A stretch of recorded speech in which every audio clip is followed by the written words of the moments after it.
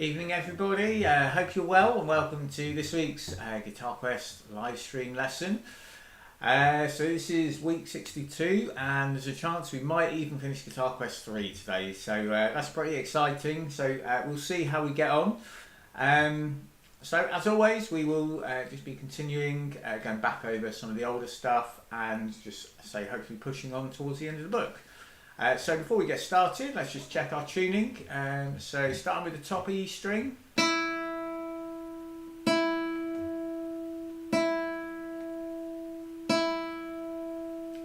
and then onto the B. And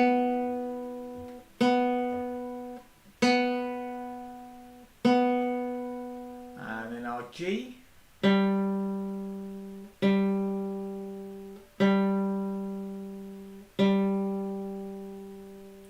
D, and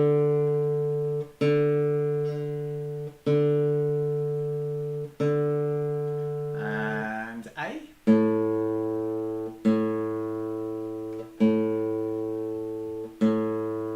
and then finally our bottom E string.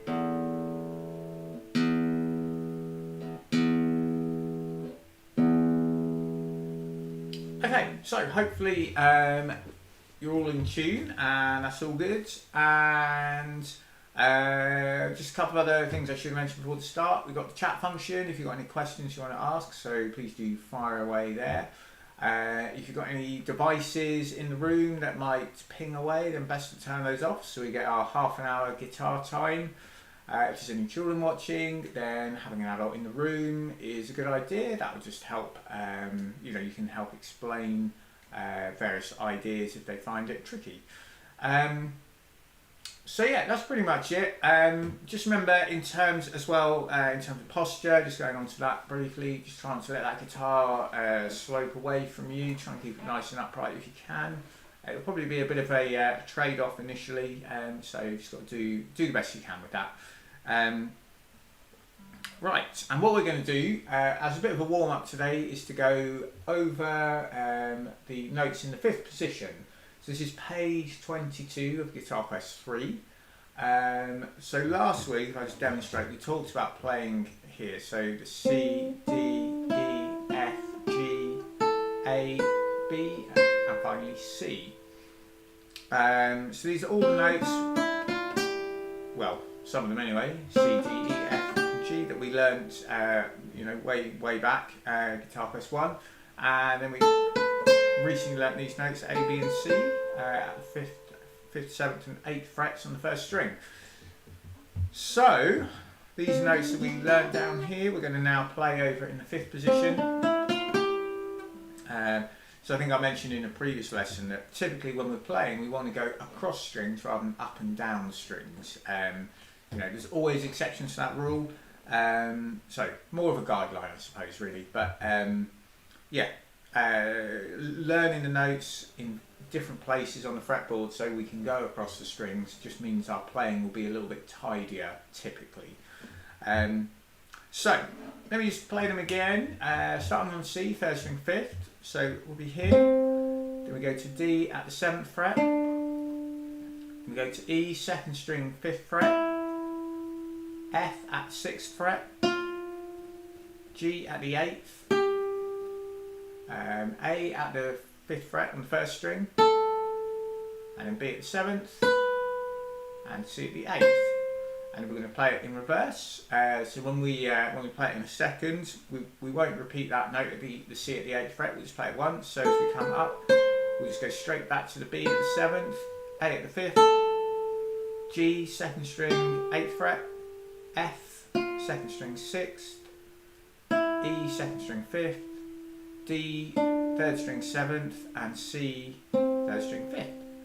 So, that's the idea. Let's give it a go and see how we get on. So good luck with it.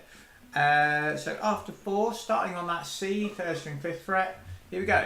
So 3, 4, so C, up to D, E on the 2nd string, F at the 6th fret, G at the 8th, A, 1st string 5th, up to the 7th for the B, then the 8th, straight back down to the 7th, then the 5th fret, then the 2nd string 8th, then the 6th fret, 5th fret for your E, over to the 3rd string 7th for your D, and finally the 5th fret for your C.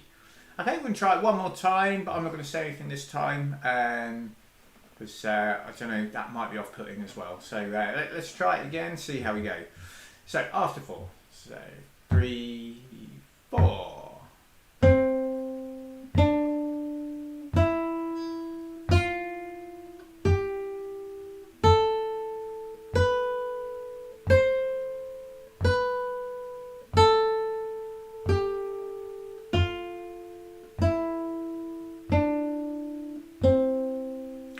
Okay, cool. So let's try it one more time. We're going to go a little bit quicker. We're going to go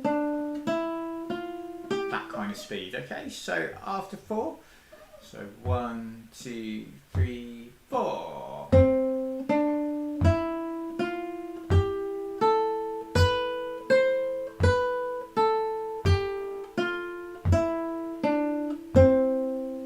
Okay, good, good. So if that went well, give yourself a pat on the back.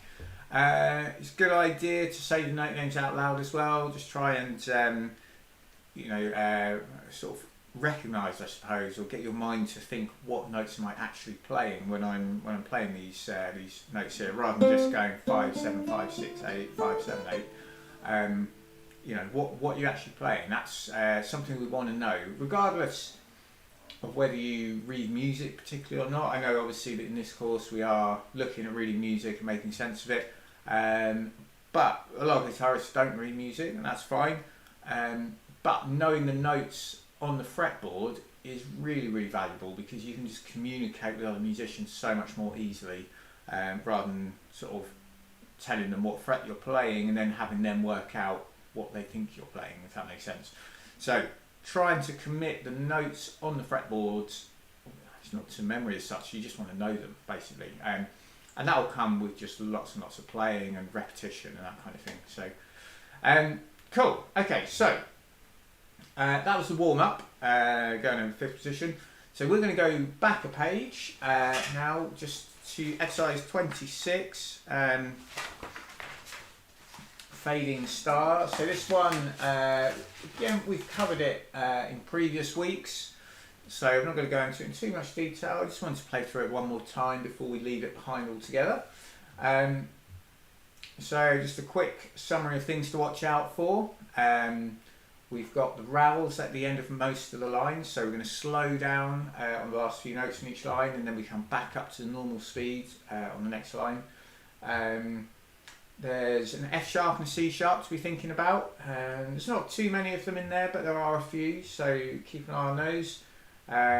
We've got the repeat at the end of the first page, so we play all of the first page, and we go back to the beginning, play the first 2 lines again, and jump onto the second page and then play through to the end. That's pretty much it really. So let's give it a go. Obviously, if you've got any questions, do fire away, but I'll assume you're all more or less okay with it for now. So let's see how we go. So nice and slow.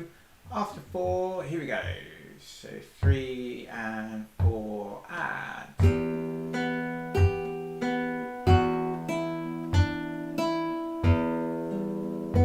Slow down a little bit.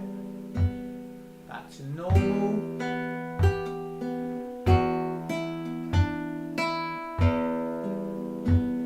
Slowing again. 3rd line.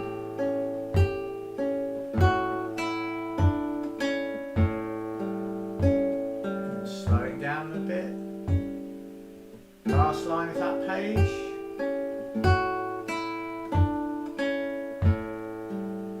Slowing down a bit. Back to the top of the page.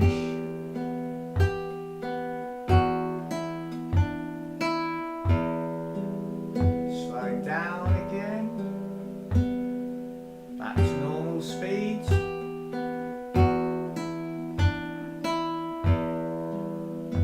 Slowing down again, and the second page.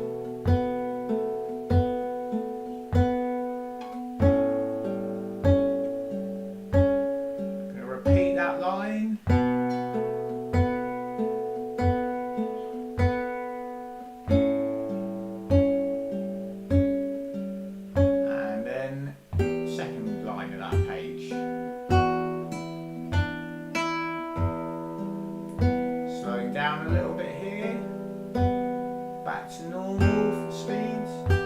slowing down again. And we finish on the bottom E.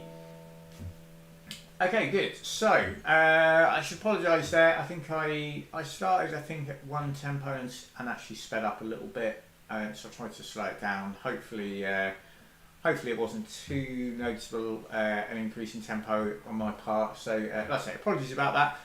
Hopefully you can keep up though, and hopefully it's all good. As I say, we've covered it in previous lessons, so please do feel free to go and watch those if you want to try and get to grips with that one a bit more. There's also the backing tracks on my YouTube channel, so you can play along with those, and that'll just help guide you through. Typically, I think they're a little bit faster than what we're playing in the lessons, but obviously on YouTube you can slow it down. So that's all okay. Just seeing the comments in, you didn't notice anything, so that's great. So got away with that. So yeah, good stuff. So we'll leave that one behind. We'll turn page and go back to exercise 27. So again, we talked about this one. We started it 2 weeks ago, and we did the first few bars, and then we finished it off last week. So this is getting back into our 5th position territory. So the notes we played at the beginning. So that's effectively what we're going to be working on. Yes, so just a reminder as well, when I talk about the 5th position, what I'm talking about is where the first finger is landing. So in 5th position, the first finger lines up at the 5th fret, and then we go 1 finger per fret after that. I think I may have mentioned in previous lessons, not everybody adopts that approach of doing 1 finger per fret. You don't have to, it's just one way of doing it.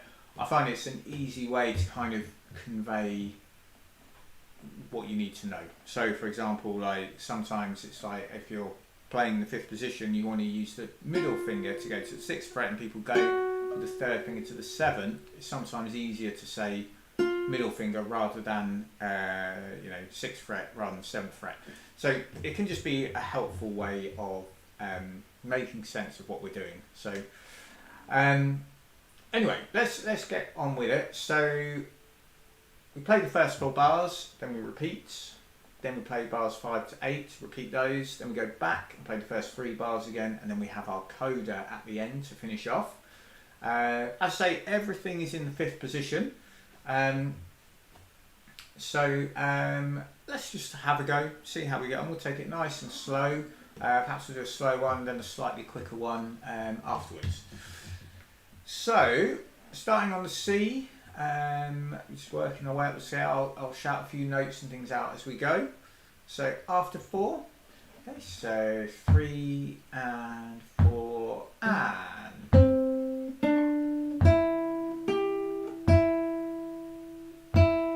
F at the 6th fret, 1st string 5th for the A,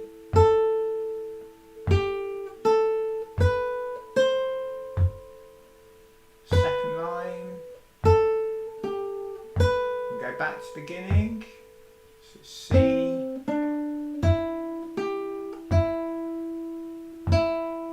go F, F, E, F, G, A, G, A, B, C, hold it, and then back to the B. So the next section up to the C, 2, and then C, B, A, C, B4 there, C, B, A, C, B, A, and B, A, G, E. And we're going to repeat that section, so back to bar 5.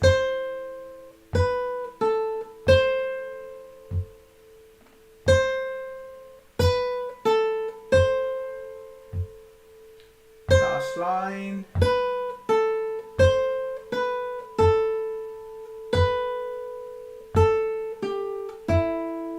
2, and then back to beginning.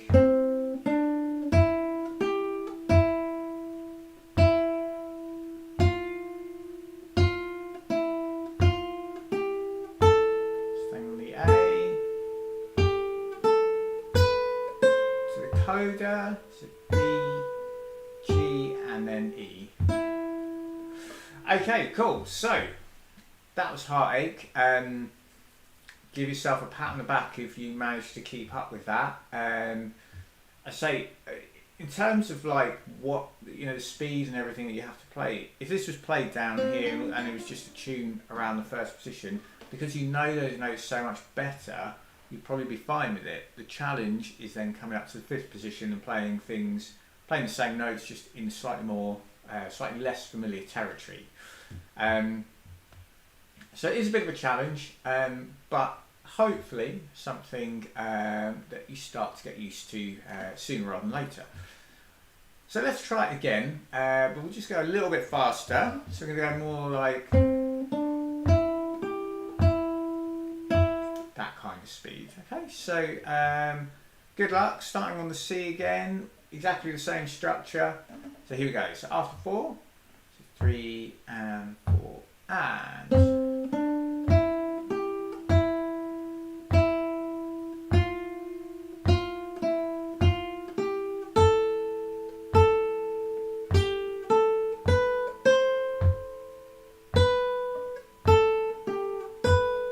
Beginning.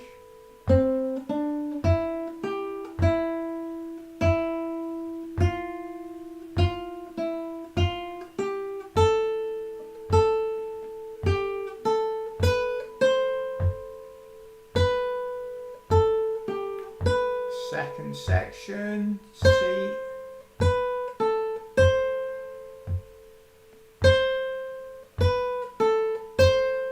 Last line.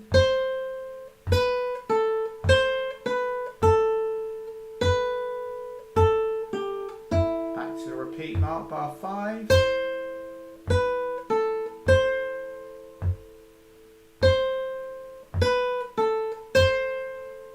Last line again.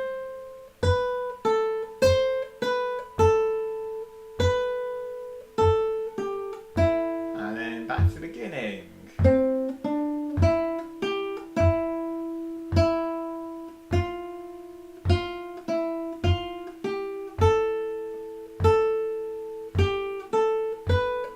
Coda, last bar.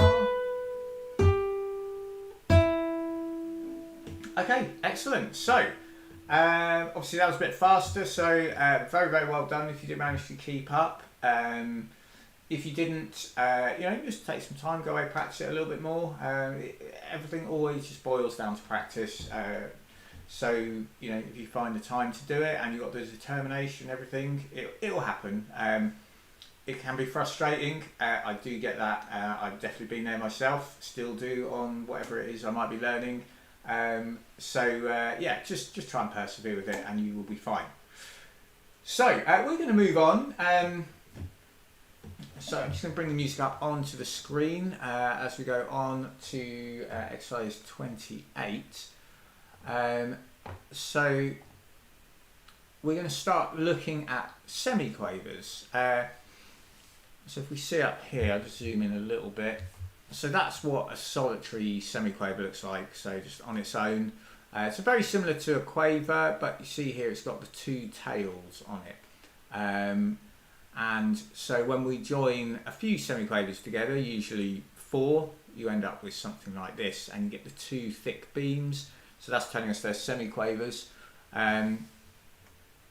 So in this particular bit here, we've got 2 quavers, 4 semiquavers. This one is just another standard quaver, followed by 2 semiquavers, and then 2 semiquavers and a quaver. So I'll just zoom out of that again, and I'll just close that down. And what we're going to do is just play that line. So I've written it as the note G, so we'll play a G. It's really just rhythm practice, so you can play whatever note you want really, but we'll go with a G, so hopefully we're all playing the same, or something that sounds good.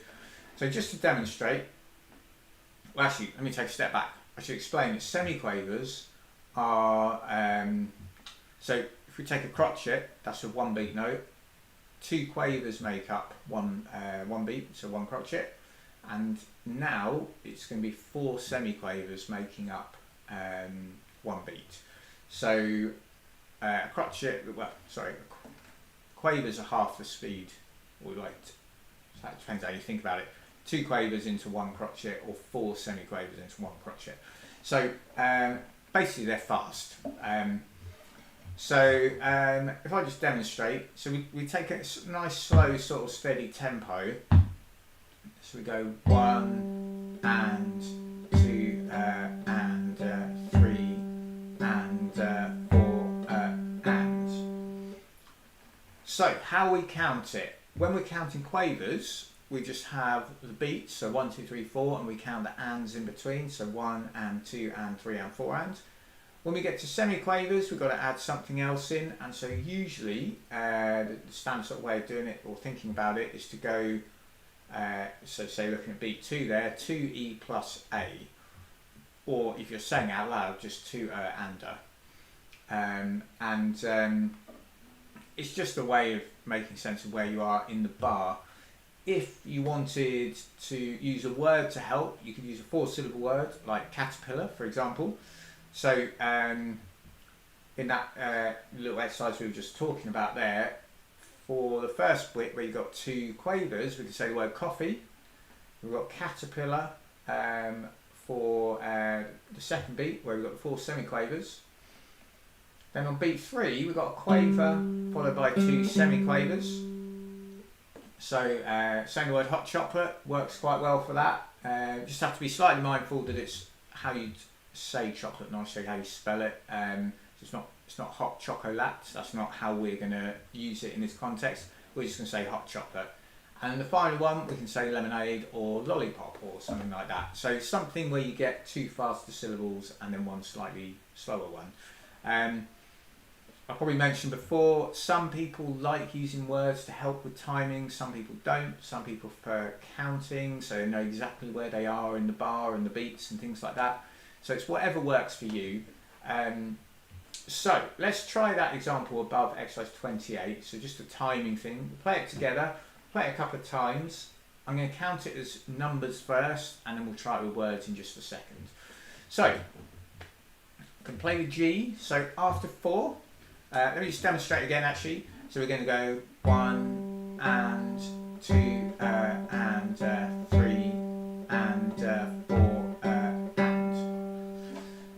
So one thing as well just to think about with how fast should semiquavers be, they just have to be twice as fast as your quavers, and so it comes down to the tempo of the tune you're playing.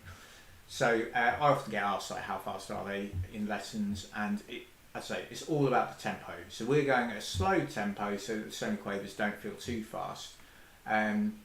Obviously if we increase the tempo they'd be a lot faster, but that's going to be really difficult to keep up. And when we're playing fingerstyle, remember we want to try and alternate our index and middle fingers as much as possible.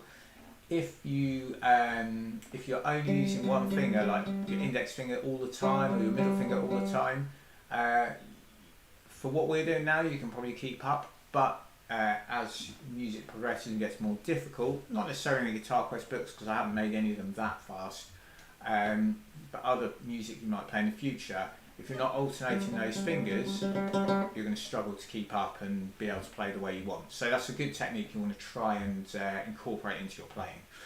But yeah, let's try it. So after 4, starting on that G. Okay, so 4 and 1 and 2 and 3 and 4 and. Okay, so that's what we're going to do. Just play it one more time. I'll count exactly the same.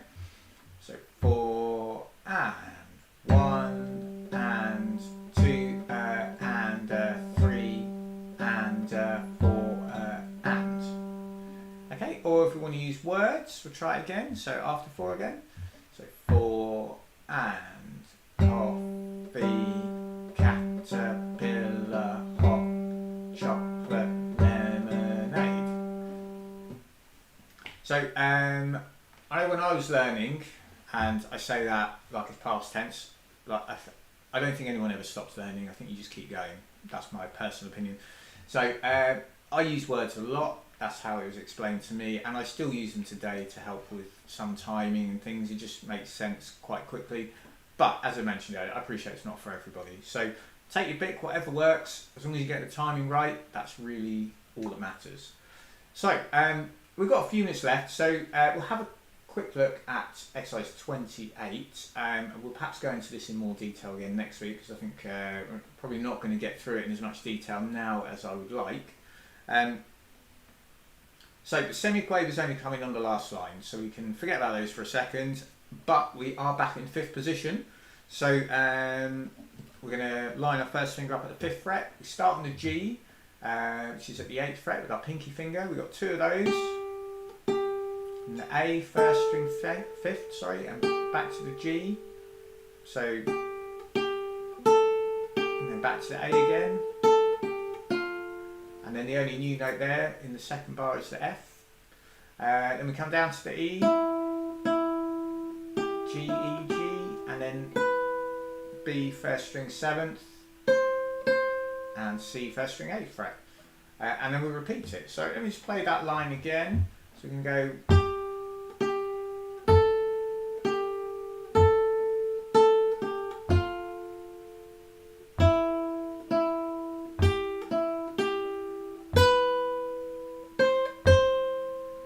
So that line gets played twice. Then as we come on to the 2nd line, this line's a bit easier really.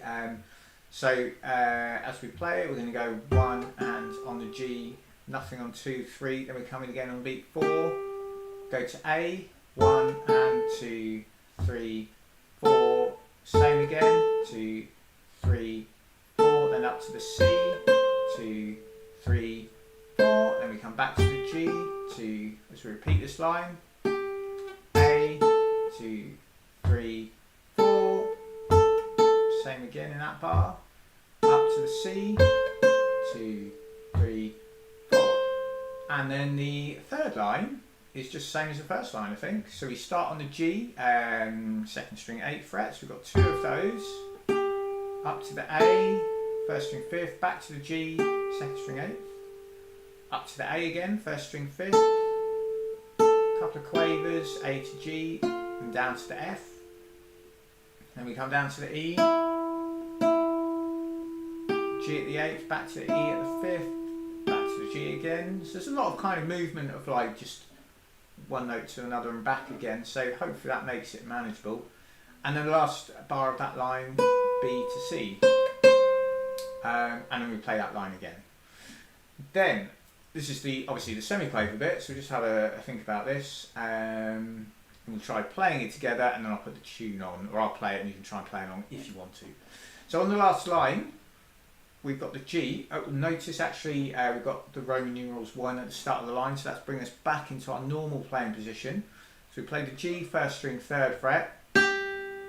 It's a minim, it's a 2-beat note, so we're going to go 1, 2, and then we're going to do the semiquavers. So G to E, and we can do, I've written it as doing a pull off. If you're comfortable doing that, do that, or you could pluck the notes, doesn't really matter, you know, this is just practice really. So G, E, D to B, A, then A to G again. So you just got to watch out for that rhythm, so you could go caterpillar, hot chocolate.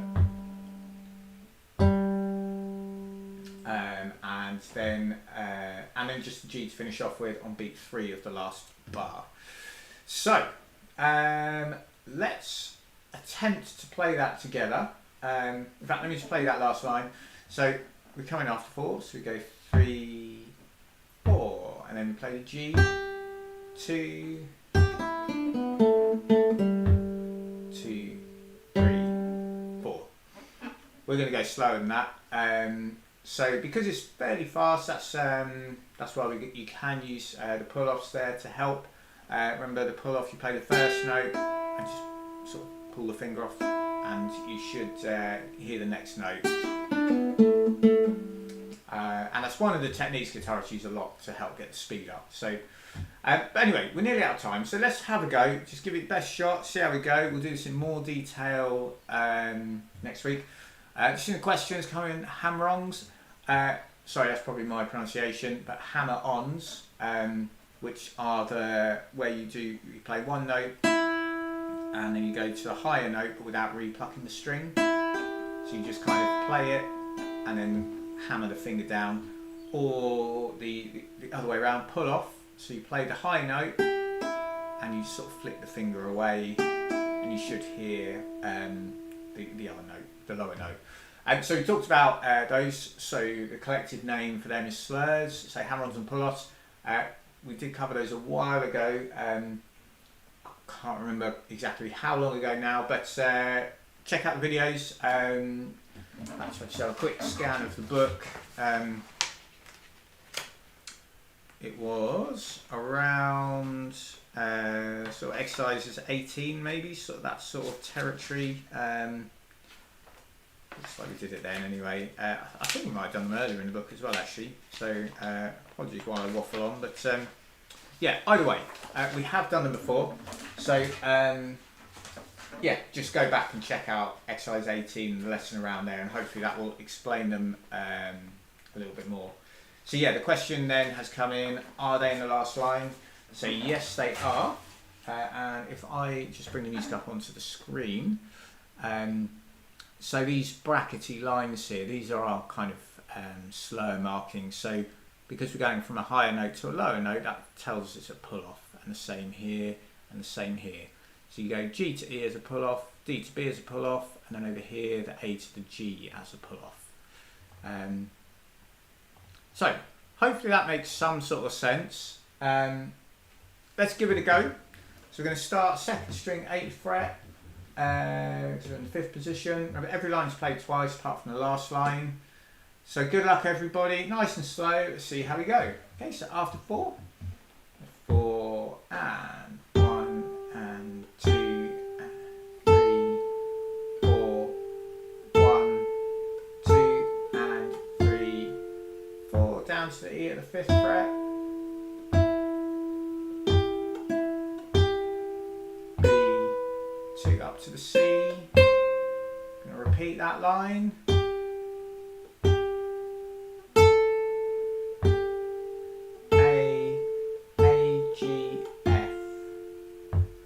Down to E at the 5th fret.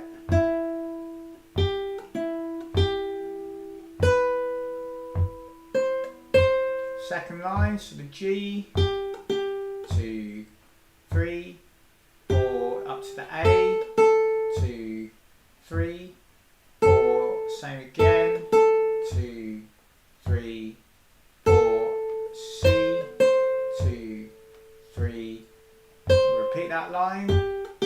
2, 3, 4, A, 2, 3, 4. So I forgot to play the note there, sorry.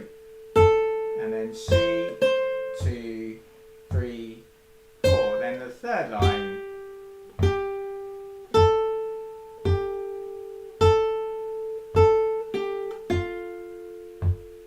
Down to the E.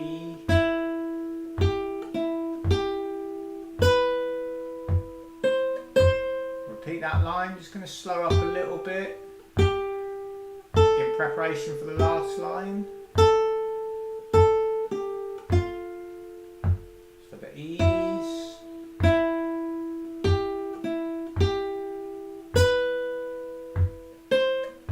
Jump to the 3rd fret on the 1st string, 2, then 1, 2, and then we finish on the G. Okay, cool. So, a little extra challenge there. As mentioned underneath, if you read the text there, we'll be talking about semiquavers a lot more in GuitarQuest 4. But for now, let's have a listen to the tune. I'll just bring the music up on the screen in the usual kind of way. So yeah, this is number 28. I hope you enjoy it.